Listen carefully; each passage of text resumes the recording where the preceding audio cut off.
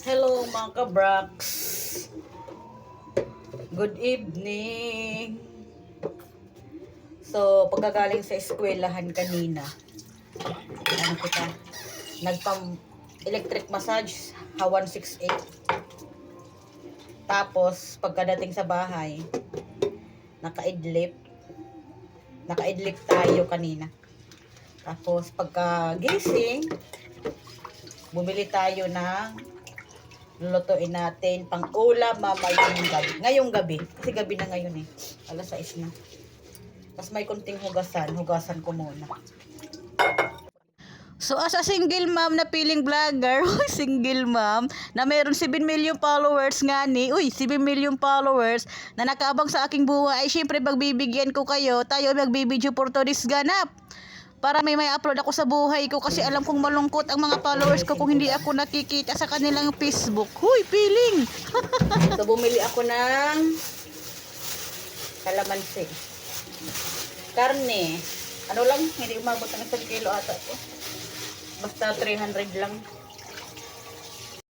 At dahil ako ay mayabang, hindi mayaman, syempre ipapakita ko sa inyo ang aking binili. Bumili ako ng kalamansi, 2 balot. At isang balot ng kalamansi ay 10 piso. So bumili ako ng 2 para masaya tayong lahat. Huy!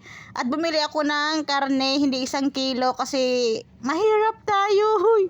300 pesos nga ang binili ko, hindi umabot ng 1 kilo. Kasi tayo ay mayabang lang, hindi mayaman. Pero syempre, ipapakita natin for today's ganap. Huy!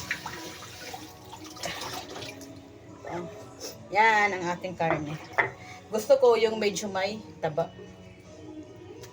Gusto ko yan yung medyo may taba. Hindi makapal na taba ha. May taba lang na konti. Ang gagawin ko palang kaluto ay syempre ay adobo dahil may taba. Dahil napakasarap ang adobo na merong konting taba. At syempre imamarinate ko muna yan, ibababad ko muna yan ng kalamansi kasi para mawala ang kanyang lansa. Lansa, huy! Kasi ang lasa ng karne kapag may kalamansi, parang pork stick siya. Uy, nangangarap tayo ng pork stick kasi tayo ay mayabang lang, hindi mayaman, kaya yano-yano lang kita pag adobo. Pero the best inihiya. So igbababad ko na nga ni ihit kalamansi ngani para maluto na hiya oroonin na.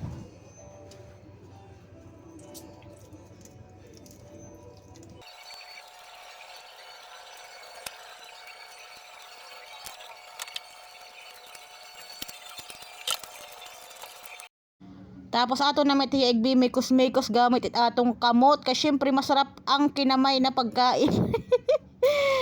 Kasi paano naman tayo gagamit ng plastic? Hindi naman tayo plastic. Uy. Tapos nilagyan ko yung yan ng toyo. Toyo? Basta toyo. Nilagyan ko ng toyo, soy sauce. So as a single mom, at bidabidang girl at piling vlogger na ngani tayo, ay syempre ay maglalaba tayo ngayong gabi ng mga puti. Syempre kailangan kong mag-video kasi alam kong maraming mga nalulungkot na mga followers ko kapag hindi nila nakikita ang mukha ko sa Facebook nila. Piling ngani tayo. At habang ako ay nagluluto ng adobo, ay nagsalang na rin ako ng mga puting damit kasi naglalaba na rin ako para bukas may maisuot ng aking partner in life. Partner in life. At kung mapapansin nyo, ang damit ko ay baliktad. Baliktad, or what ending is that? Kasi tingnan nyo naman ako ay nasasakal sa damit na yan kasi nga baliktad. Huy! Ano ba yan? So ayan na nga ang ating adobo. Ready to eat na. Bye-bye!